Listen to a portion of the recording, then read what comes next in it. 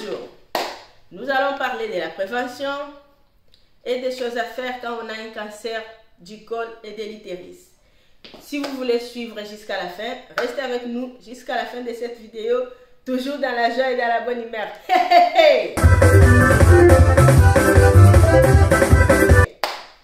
Bonjour mes chers amis.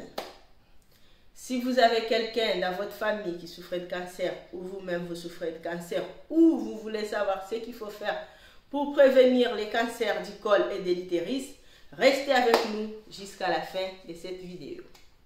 Alors, pourquoi aujourd'hui j'ai décidé de parler du cancer du col et de l'utérus? Pour une simple et bonne raison. Il existe plusieurs cancers, mais il y a d'autres qui n'ont pas de moyens de prévention. Mais celle-là dont spécialement souffrent les femmes, et moi je suis une femme, il y a au moins une façon de les prévenir. Avant d'aller plus loin, on va commencer par savoir c'est quoi un cancer. Un cancer, c'est juste une maladie qui prend naissance à partir de nos propres cellules. En outre, c'est une tumeur maligne. Il existe deux sortes de tumeurs. Les tumeurs bénignes et les tumeurs malignes. Mais ici, on n'est pas à l'école de médecine ni à l'école d'infirmière pour qu'on puisse faire des physiopathologies. Maligne, ça veut dire un cancer. Et bénigne, c'est qui veut dire les tumeurs qui sont opérables. Autrement dit, les tumeurs bénignes. Alors, pourquoi tout simplement nous allons parler du col et de l'utérus? Parce que ce cancer-là, ça tue de plus en plus de nombreuses femmes parmi nous, ce qui laisse de nombreuses familles endeuillées. Alors, la prévention, de quoi il s'agit? En fait, il y a quelque chose qui, des fois, fait polémique pour une bonne ou mauvaise raison, que moi, je ne suis pas d'accord, qu'on appelle la vaccination. La vaccination de quoi? La vaccination contre les papillomavirus.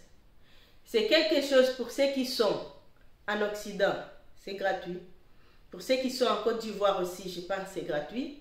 Les autres pays, je ne sais pas. Informez-vous. Et même si c'est payant, je ne pense pas que ça peut coûter une vie, quoi. Pour la santé, on peut sacrifier un petit peu, ça ne fait rien. De toute façon, on sacrifie aussi beaucoup d'argent pour nos maquillages, nos fêtes et tout qu'on sort. Si vous avez des jeunes filles, des enfants, vaut mieux les vacciner. Il y a d'autres pays qui disent de 9 à 13 ans et d'autres de 11 à 14 ans. Donc, on va prendre tout ça là et voyez-vous, par rapport au pays où vous vous trouvez, si commence la vaccination de 9 ans à 13 ans ou de 11 à 14 ans. Ce que je sais en France, c'est de 11 à 14 ans. Votre petite fille va se faire vacciner. Pourquoi? Avant qu'elle puisse avoir une vie sexuelle. Pourquoi? Parce que le papillomavirus, c'est une maladie sexuellement transmissible. C'est pour ça qu'on conseille que la petite soit vaccinée avant qu'elle puisse avoir une vie sexuelle active. Parce qu'au cours de sa vie sexuelle, elle pourra attraper le virus du papillomavirus et c'est plus tard peut causer les cancers. C'est vrai que quand on a le papillomavirus, ça prend énormément de temps à se manifester. Ce qui fait de 10 à 15 ans. Donc, toutes les femmes qui ont 25 à 65 ans sont obligées de faire un frottis du col, frottis vaginal et du col, toutes les 2 à 3 ans. Ça dépend du pays où vous vous trouvez. Les frottis consistent à quoi? Le médecin va introduire, ou l'infirmière ou la sage-femme, peu importe, quelque chose dans votre vagin pour prélever ce qui s'y trouve et les faire examiner au microscope. Ça, c'est une partie de la prévention. Partie numéro 2. Si vous avez le virus et que le virus apporte les lésions précancéreuses, parce qu'avant qu'on arrive au cancer, on a d'abord des lésions précancéreuses. Ce qui peut être traité déjà et éviter qu'on arrive au cancer purement parlant. Voilà. Et aussi, même si vous avez le vrai cancer, ne vous faites pas du souci. De nos jours, la médecine a vachement évolué, qu'il y a des traitements pour résoudre tous ces problèmes. Passant par là, je vais attirer l'attention de ceux qui souffrent d'une quelconque maladie gynécologique. C'est pas normal que si vous n'avez plus vos règles, par exemple si vous êtes ménopausé, du jour au lendemain, vous avez encore des écoulements de sang. C'est qu'entre guillemets, vous pouvez confondre avec les règles. Ce n'est pas du tout normal. Il faut aller voir un gynécologue ou un médecin traitant pour être sûr que c'est les règles et que ce n'est pas un autre problème gynécologique qui peut être grave en soi. Je connais quelqu'un qui se réjouissait de pouvoir revoir des règles, mais malheureusement, ce n'était pas le cas. C'était un cancer au stade terminal. Voilà. Et aussi, je vais attirer l'attention de ceux qui souffrent de l'endométriose. Vu que les gens qui souffrent d'endométriose ont beaucoup de douleurs, des fois les règles qui sont perturbées, des douleurs pendant des moments intimes et tout consort, il faut être vigilant à ne pas confondre, que ça ne puisse pas être un cancer et que vous les confondez avec l'endométriose.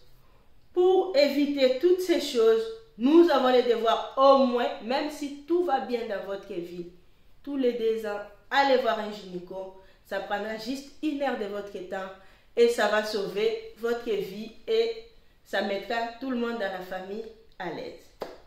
Voilà. Concernant les traitements, si vous avez déjà un cancer, ce n'est pas grave. Nous vous souhaitons déjà bonne guérison. Vous pouvez faire les traitements si vous êtes en Occident. En tout cas, en Afrique, je ne sais pas trop ce qui se passe actuellement parce que ça fait longtemps que je suis plus. Mais il y a la chirurgie et la chimiothérapie pour l'Afrique. Pour ceux qui sont en Occident, il y a la chirurgie aussi, il y a la chimio et il y a la cryothérapie et la radiothérapie. Ce qui est vachement mieux. Et si vous voulez, malgré votre cancer, avoir des enfants plus tard, parce que malheureusement, ces choses n'arrivent pas qu'aux vieilles personnes, des fois ça arrive aux personnes jeunes. Parlez-en à votre médecin, il y a toujours une façon de prélever vos ovocytes et de les congeler. Comme ça, après tout votre traitement de cancer, vous pouvez avoir un enfant. Quels sont les signes et symptômes des cancers des cols de l'utérus? Les signes, c'est perte blanche excessive, douleur pendant et après votre vie intime, douleur pelvienne ou douleur au bas-ventre, comme on dit en Afrique, envie fréquente d'uriner, saignement en dehors des périodes de règles, douleur lombaire, ce qui veut dire douleur dans le bas du dos. Si vous avez des soucis, n'hésitez pas à aller consulter un médecin pour être sûr qu'il n'y a rien de grave. Parce que des fois, ça peut être quelque chose pas grave, mais pour être sûr, allez voir un médecin. Sur ce, je vous souhaite un bon week-end et on se dit à la prochaine fois. N'oubliez pas de vous abonner, de partager et de liker, toujours dans la joie et dans la bonne humeur. Hey, hey, hey!